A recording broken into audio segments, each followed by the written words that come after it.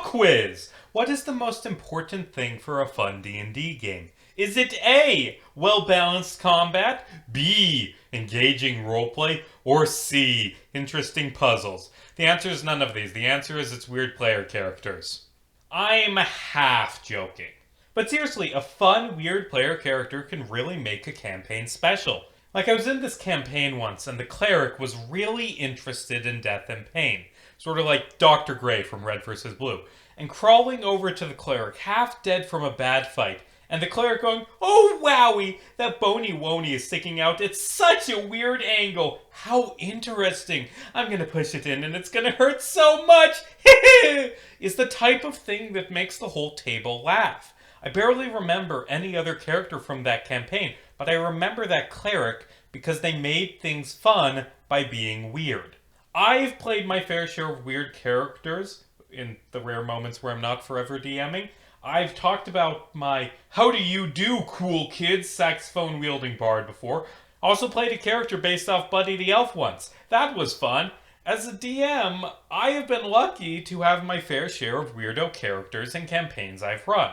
In one campaign, there was a Tabaxi rogue/warlord named Sean Stryker, who was roleplayed as the weirdest man who ever lived. Highlights include him stealing the body of a major villain and keeping it in a bag of holding, the time he drank poison after being told it was poison, and the time he accidentally destroyed the universe, all of which are deserving of their own videos. There were two different campaigns I've run where the same player somehow managed to trick me into giving them cat ears, a gun, and a magic item that allowed them to fly somehow. In this Masks campaign I run, I had the players meet in detention in like a Breakfast Club thing. That happens in Breakfast Club, right? I've never seen the Breakfast Club. I had the players go around and say how they ended up in detention, and this one character, Victor, said that he just goes to detention every day and stares at the wall because it's quiet. That campaign featured an alien and a Cronenberg monster as player characters, and somehow that guy was the weirdest. The players once said they should go to the movies wink wink as a euphemism for sneaking off to their secret base. The rest of the party showed up at the base. Victor actually went to the movies. I once ran a campaign where one of the PCs was a lizard folk from a distant land. One session, the party was meeting an ally at a tavern, and they were a little early, so they had breakfast, and had the dumbest conversation ever, set off by the wizard ordering a glass of orange juice. Allow me to replicate. "What is that?" "Orange juice." "Yes, but what is it?" "Orange juice." "I know it is orange. What is it made of?" "Orange juice." "What fruit?" "Orange." "I know it is orange. What fruit is it?" "The fruit is orange." "God damn it, I know it is an orange fruit. But what is it called?" "The fruit is called orange." "Why are your fruits named after colors?" Fuck you! There is one character that stands above all others as the absolute weirdest motherfucker who ever lived. His name was Diggs. I'm gonna list off 8 facts about Diggs. Number 1, his name was Diggs. D-I-G-G-S. Was that his first name? Was that his last name? Fuck it if I know. Number 2, Diggs was from Texas. The campaign took place in a fantasy country, but Diggs was still from Texas. Diggs' player was not from Texas, by the way. Every line from Diggs was spoken with this thick Texan drawl that I will butcher because I can't do accents. Diggs wasn't from Texas in the way that normal people from Texas are from Texas. He was from Texas in the way that Rich Texan from The Simpsons is from Texas. He dressed like a cowboy, hat and all. His spiritual weapon was a cactus. Number 3, Diggs was a 7-foot-tall dragon man who did not wear pants. Also, he had a Shenron/Spirited Away/Catfish mustache, which is the best character design choice anyone has ever made. Number 4, he liked to stare. Okay, bit of an explanation.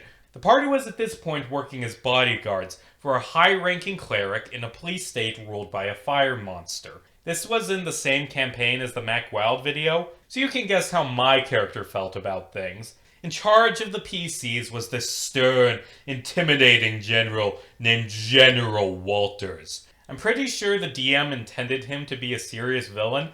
Unfortunately, there has never once been a single serious villain in any D&D campaign that anyone has ever run. I mean, that's not completely true. I've managed to run good serious villains. But seriously, the success rate is like 1 in 3, and it is not up to you as the DM to determine which ones actually work.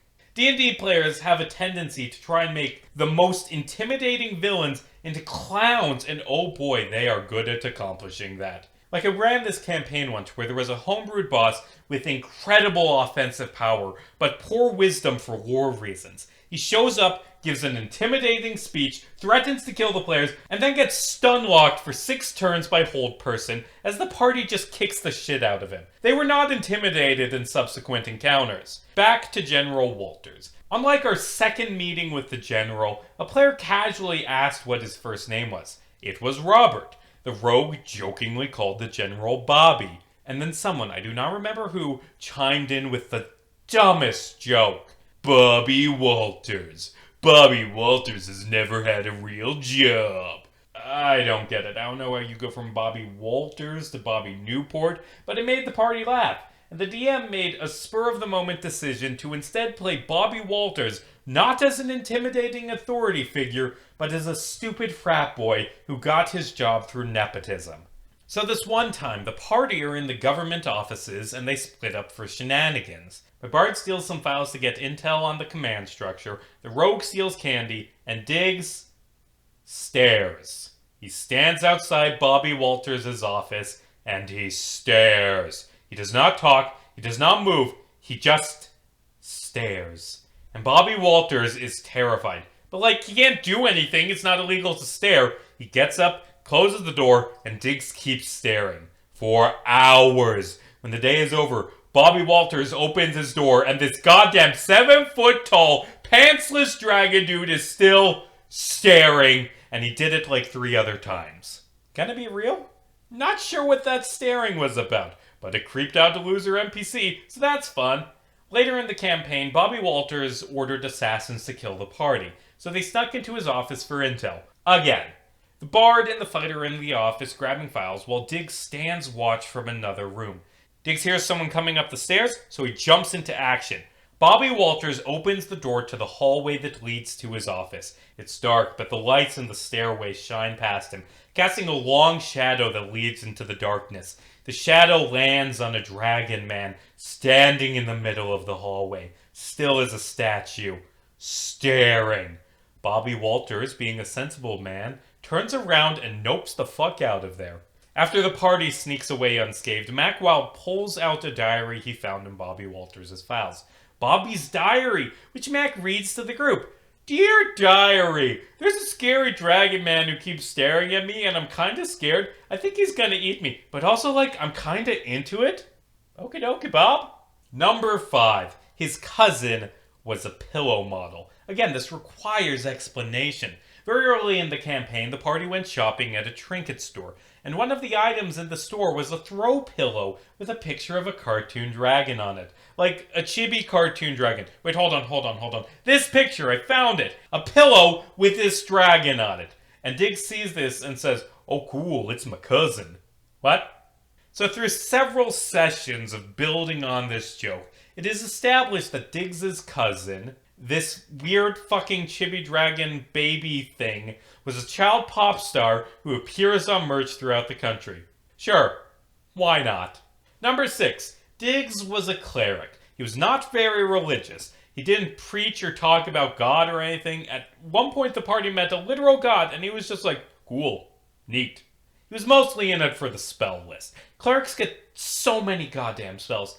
And of them, Diggs' favorite was Banishment.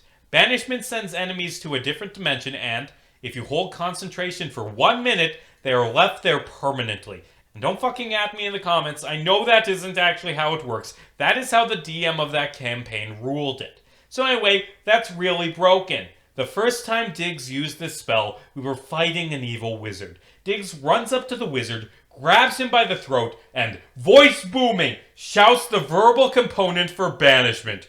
Be gone! Fucked!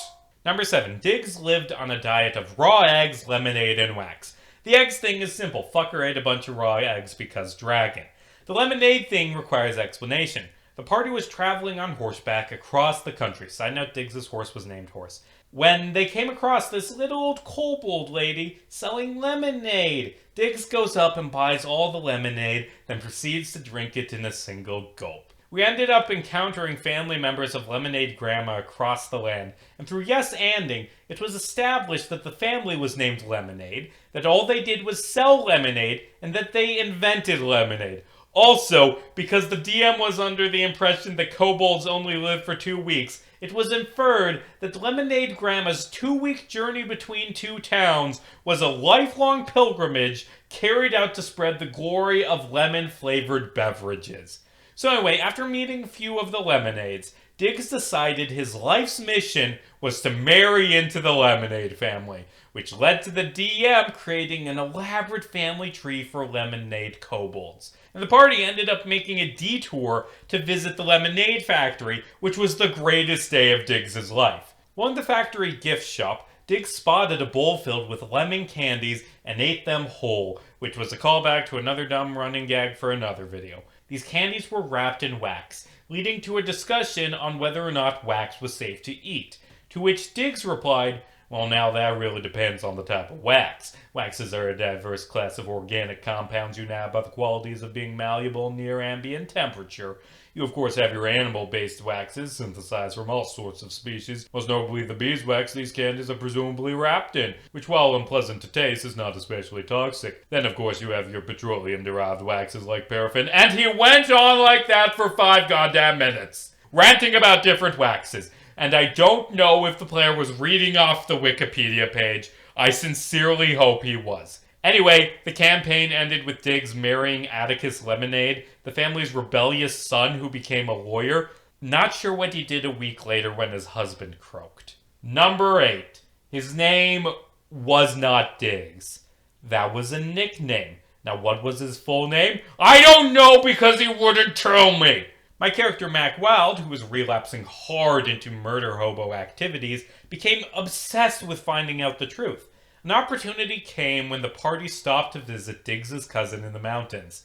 Side note, he looked exactly like the pillow. He was 10 feet tall and liked to give hugs. It was creepy. But wait, if this guy is related to Diggs, surely he would know. Mac asked, and Cousin Pillowboy said, "In Dragonborn culture, a person's true name is considered to be sacred. It is not my place to tell you." But I had one more trick up my sleeve. Zone of Truth. Side note, Mac was an asshole that had to go through character development to stop being an asshole, and this was an asshole thing he did. So anyway, Mac casts the spell and asks Pillow Cousin, "What is Diggs' name?" And the cousin said it. And I don't remember what it was, because it was 3 years ago. And I mean, that's part of the reason I'm doing this series, because writing this stuff down, sharing it, it means that it can't be forgotten, that all these stories and all these characters live on. D&D is inherently a fleeting experience, and that's great, but sometimes it's nice to look back on the stories, and on the weird fucking dragon guys who stare at bad guys and chug lemonade and make thoughts be gone. Diggory! Fuck, that was his name. I have the character sheet from back then. I know it was Diggory. Fuck you, Ravages of Time. We're all goddamn cyborgs. Wait, there was another part to his name. Like, there was a last name. What was it? Oh, God, I can't remember. Okay, fine. We're still all cyborgs, but also we're, like, bad cyborgs.